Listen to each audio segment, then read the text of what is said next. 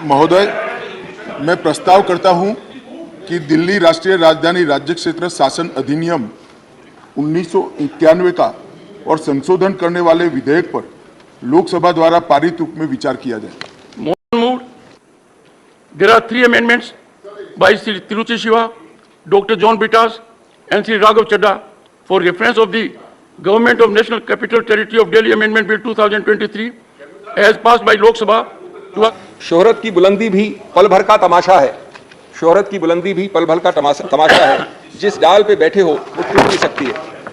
तो इसलिए कायम शब्द का इतना अहंकार नहीं होना चाहिए। दिल्ली सेवा विधेयक पर अमित शाह पर जमकर बरसे अभिषेक मनु सिंघवी।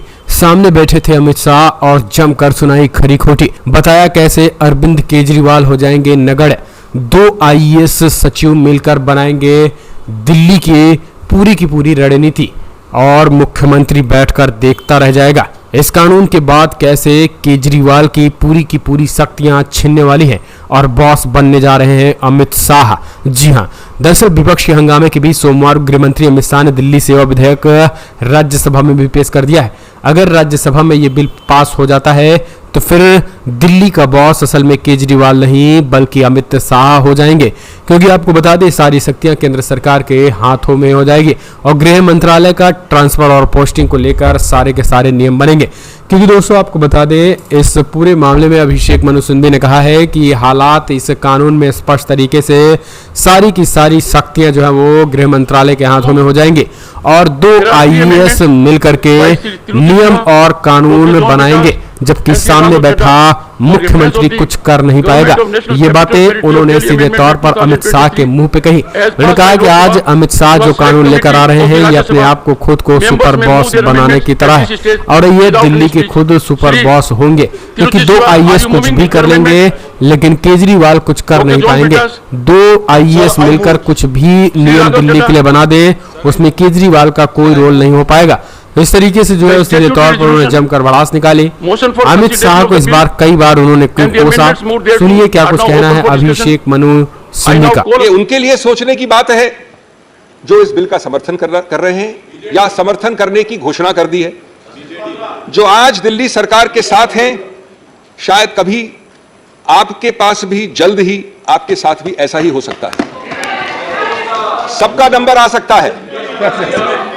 उस वक्त जब नंबर आएगा तो आपको सिर्फ याद आएंगे मार्टिन न्यूमेलर के वर्ड्स। वो पुराने जाने माने शब्द हैं लेकिन मैं दोहरा रहा हूं। First they came for the socialists and I did not speak out because I was not a socialist. Then they came for the trade unionist and I did not speak out because I was not a trade unionist. Then they came for the Jews and I did not speak out because I am not a Jew. Then they came for me and for you and there was no one left to speak for us. Friends, what does, let me start with my 2 heads. What does this bill do textually first? And secondly, what is the consequence of that text? Let me deal with these 2 aspects first. दोस्तों, ये bill एक civil services authority बनाता है और उसको व्यापक शक्तियां देता है सुझाव देने की, हर नियुक्ति, हर स्थानांतरण, हर चीज के बारे में, ग्रेड A अफसर से लेके दानिश अफसर तक। व्यापक है, विशाल है। कौन किसी और की सरकार में वित्त का सेक्रेटरी बनेगा, कौन PWD का सेक्रेटरी बनेगा, उनके बीच में अदला बदली कब और कैसे होगी ये माननीय LG करेंगे निर्णय, न कि चुनावित सरकार। ये बड़े स्पष्ट प्रावधान है। मैं अभी आपको प्रावधान के नंबर नहीं दे रहा हूं। दूसरा, जितने भी सतर्कता के अधिकार क्षेत्र हैं और जितने भी नॉन सतर्कता, नॉन विजिलेंस, वो सभी केसेस अनुशासनहीनता के विषय में सब इस अथॉरिटी में आएंगे सुझाव के लिए और माननीय LG के पास निर्णय के लिए। इसका उद्देश्य बड़ा स्पष्ट है। उद्देश्य है एक भय और हिस्टेरिया का माहौल बनाना, एक खौफ पैदा करना, जिससे कि आप इन सभी सचिवों को कंट्रोल कर सके, जो कि दिख रहा है दिन प्रतिदिन। तीसरा, ये अथॉरिटी में 3 व्यक्ति हैं, चीफ सेक्रेटरी, प्रिंसिपल सेक्रेटरी और मुख्यमंत्री। और मुख्यमंत्री को बहुत बड़ा ओहदा दिया है, अध्यक्ष बनाया गया है। ये अजीब सा अध्यक्ष है दोस्तों। कोरम है 2 लोगों का, ये एक चेयरमैन है बिना चेयर के। मैंने वैश्विक और भौगोलिक रूप से आज तक कहीं नहीं देखा मेरे सीमित अनुभव में कि एक चुनावित चीफ एग्जीक्यूटिव 2 सचिवों के नीचे आएगा। ये 2 सचिव बैठ के निर्णय करेंगे ये दो सचिव बैठ के निर्णय करेंगे और वो मुख्यमंत्री वहां खड़ा होगा, देखता रहेगा, चुप्पी साधेगा या अपना डिसेंट नोट करवाएगा। और उसके बाद, और ये सब प्रावधान है, एक एक चीज में जो बोल रहा हूं प्रावधान है, उसके बाद ये निर्णय और सुझाव जाएगा पहले सुपर सीएम के पास और उसके बाद सुपर बॉस जो हमारे सामने बैठे हैं माननीय गृह मंत्री, ये सब गृह मंत्रालय में आएगा।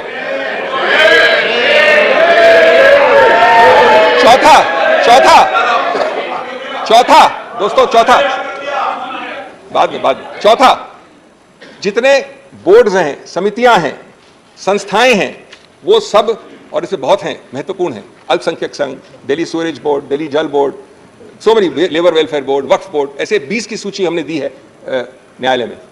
उन सब की बजट बनाएगा ये एनसीटी सरकार, उनके काम होंगे एनसीटी के लिए, एनसीटी के लोगों के लिए, लेकिन उनके अध्यक्ष, उनके हेड को वहीं से अपॉइंट होंगे, सुपर सीएम या गृह मंत्रालय से। पांचवा, जो दूरगामी नीतियां हैं सभी सिविल सर्विस के लिए, उनके टेन्योर के लिए, उनके स्थानांतरण के लिए, उनकी नियुक्तियों के लिए, कौन सी पोस्ट नाजुक है, कौन सी पोस्ट सेंसिटिव नहीं है, और उपयुक्तता, वर्ड इस्तेमाल किया सुटेबिलिटी, उपयुक्तता इस अफसर की इस पद के लिए, ये सब, और हेड ऑफ डिपार्टमेंट कौन होना चाहिए, ये सब माननीय सुपर सीएम, और अंततोगत्वा हम जानते हैं कि जो सब चीज करती है नियंत्रण, वो होम मंत्रालय। हर छोटी चीज के लिए, एक हर बड़ी चीज के लिए पूर्ण रूपेण व्यापक निर्बाध टेक ओवर, कब्जा, निर्बाध कब्जा है। माननीय प्रधानमंत्री, माननीय गृह मंत्री, आप जैसे उच्चतम पद पर विराजमान महानुभाव, क्या आप अफसर क्लासेस के लिए निचले से लेके सेक्रेटरी तक नीतियां आप बनाना चाहते हैं? कम से कम वो तो एक छोटे ओहदे वाले मुख्यमंत्री के पास छोड़ दीजिए। Sixthly, friends, the secretary, this is amazing. The annals of history of legislation have not seen bills like this. The secretary of the department is made in charge of preparing and authenticating every memo, including cabinet notes. Not bad yet. Disagreements between the secretary and the minister have to be recorded in writing and then sent to the LG, and the secretary in the act itself, in the bill itself says that the secretary may write on the note which he sends to the LG why the secretary thinks that the Council of Ministers is taking a decision contrary to law. Any law. Law means any law. Any law of India, in the opinion of the Secretary, is being violated by the Council of Ministers, goes to the LG. It makes, friends, the elected government hollow. A Chief Minister paralyzed, unable to act. Any minister shivering before his or her Secretary. And the bureaucracy looking up to the LG even for sneezing. And the LG, of course, looking up to the Home Ministry. ऐसे हालात को देखकर मुझे वो पुराना शेर याद आया दोस्तों, एक काफिले वालों तुम इतना भी नहीं समझे, लूटा है तुम्हें रहजन ने रहबर के इशारे पर। This bill, friends, eliminates 2 out of the 3 interlocking fundamental distinct chains and institutions which form the bedrock of any assembly-based democracy, and therefore they hit at the very root of the basic structure. These 3 interlocking chains, which are discussed in 10 paragraphs of the Supreme Court judgment, I wish somebody had read the judgment carefully before drafting the bill, are 1, a political executive through the Council of Ministers answerable to the people, 2, a civil service answerable to the political executive and hence accountable to the people through the political executive, and regulatory agencies which are an integral part of governance in any system. The bill simply eliminates number 2 and 3. Out of 3, it takes away 2. Friends, the object is not to make Hamlet the Prince of Denmark, not even the slave of Denmark, but to take over Denmark itself. It is to make Denmark a hollow shell, substitute NCT for Denmark. Its second impact is that it eliminates the accountability of the civil service completely. In doing so, it eliminates the very concept of Westminster-style democracy, which Delhi is supposed to be fully Westminster-style minus 3 subjects only. The civil service, friends, after this bill will jump, bend, crawl, answer at the behest of an external agency, be it the Home Ministry or the Super Chief Minister. There is not even a token diarchy of powers between the CM and the LG. It converts an impartial civil service into a dictatorial civil service. It gives a real example of that forgotten serial which I love to watch and all of you have watched. Yes, Minister. The civil servant is saying only no, Minister. Remember what Nehru said about the ICS. That time, Indian Civil Service says this is neither Indian nor civil, nor does it provide service. I'm not sure how accurately it will apply in 2023, but I think he came very close to it. एक म्यान में दो तलवार नहीं है ये case. म्यान भी एलजी के पास है और तलवार भी केंद्र सरकार के पास है. मुख्यमंत्री एक कोने में खड़े होकर तमाशा देख सकते हैं सिर्फ. My third head of submission to this August House, friends. This bill seeks to amend the Constitution by an act of Parliament. The Constitution and the debates underlying it all wanted Delhi to have all powers minus 3. This bill adds a fourth to those 3, and it does it magically without a constitutional amendment. It is indeed magic, even if it is black magic, because you can amend a constitution without a constitutional amendment. Fourth, decimating 2 out of the 3 prongs of a Westminster-style democracy, which has an answerable and accountable civil service and a regulatory agency, clearly violates the basic structure, because the basic structure of an assembly-based democracy includes these 3 interlocking chains. I believe that that would be a very likely Supreme Court conclusion if at all this bill is passed. Fifthly, it also violates the basic structure in another manner. The principle of decentralized federal government that has already been a part of the basic structure from the days of Bombay in 1993, around the time, by the way, when 239AA was created. If there is one animating bedrock philosophy underlying 239AA, it is decentralized federal governance. Otherwise, why not keep Delhi as a mere large municipality under central government's control? Advani ji हुआ करते थे बहुत बड़े अधिकारी ऐसे municipal setup में पहले. Why not a mere union territory? You know there are 10 of them. Delhi is the only one to have been given the constitutional status by a constitutional amendment. No other union territory. Why? Para 77 of the 2023 judgment partly answers that. I quote, "In the spiral of cooperative federalism, the Union of India must exercise its powers within the boundaries created by the Constitution. NCT Delhi, in having a sui generis federal model, must be allowed to function in the domain chartered for it by the Constitution. The Union and the NCT share a unique federal relationship. It does not mean that NCT is subsumed in the Union merely because it is not a state." ये मेरे शब्द नहीं हैं, ये उच्चतम न्यायालय के शब्द हैं.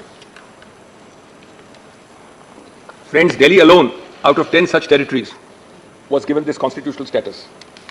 Not only because federalism and the aspirations of the people of Delhi were recognized, but the idea was that you will not be able to amend it out of shape, out of character, without a constitutional amendment. You don't have it today. You have a statute. This arrogant government, and this is very interesting, this arrogant government first tried it by invading Delhi's special status in 2016 and 17. Forgotten now, by executive action without even a statute. We argued and we got a 2018 first Constitution Bench judgment, which struck it down. It did it again by a second notification without a constitutional amendment and lost it, and the judgment came in 2023, a few months ago. But friends, unfortunately there is no cap on deliberate foolishness. There is no bar to repetitive constitutional error. They have done this again. This time they've upgraded it from a notification to a statute, but still without a constitutional amendment. And even if this bill is passed, which I am sure it will not be, the result will be the same a third time. History will repeat itself. Friends, constitutional stupidity masquerading as power is by no means a new phenomenon, especially when reason falls on deaf ears. The result is always the same: जिहालत, हिमाकत और नफरत. संविधान का basic structure दोस्तों लम्हों की बात नहीं है, सदियों की बात है. और अगर संविधान को सदियां सुनेगी, लम्हे नहीं, तो हम सबका उत्तरदायित्व बनता है कि हम उस संविधान की आवाज की हिफाजत करें. क्योंकि अगर नहीं तो संविधान चीख चीख कर कहेगा मुझे लम्हे नहीं, सदियां सुनेंगी, हिफाजत से मेरी आवाज रखना.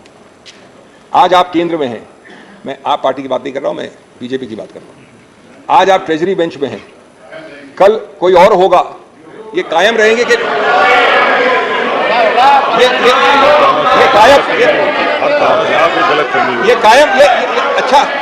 अच्छा किया आपने हस्तक्षेप किया.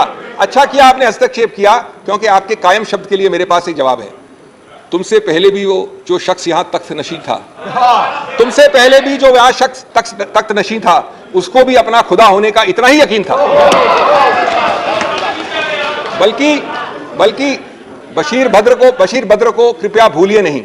आप लोग सब जानते हैं उसको, मुझे भी कोट करते रहते हैं आप में से कई. बशीर बद्र को उसने ही कहा था, शोहरत की बुलंदी भी पल भर का तमाशा है, शोहरत की बुलंदी भी पल भर का तमाशा है, जिस डाल पे बैठे हो वो टूट भी सकती है। तो इसलिए कायम शब्द का इतना अहंकार नहीं